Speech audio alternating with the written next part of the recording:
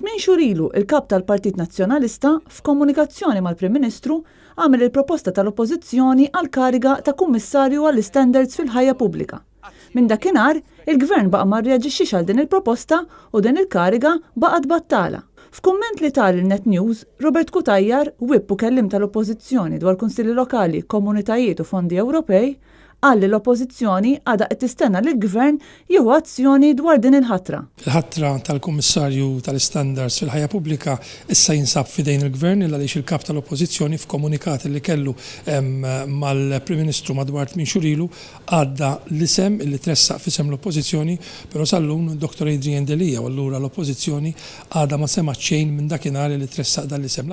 Huwa qal li din il-kariga hija importanti ħafna fil-proċess tat-trasparenza u d-demokrazija f'pajjiż. Il-Kummissarju għandu s-saħħa li investiga noqqasijiet fi dmirijiet statutorji jew etiċi ta' membri parlamentari u persuni oħra f'pożizzjonijiet ta' fiduċja.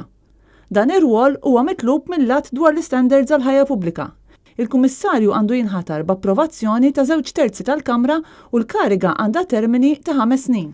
L-abbozz tal-liġi nnifsu dam 4 snin minn meta ġie propost mill-Partit Nazzjonalista sa ma ġie approvat fil-Parlament.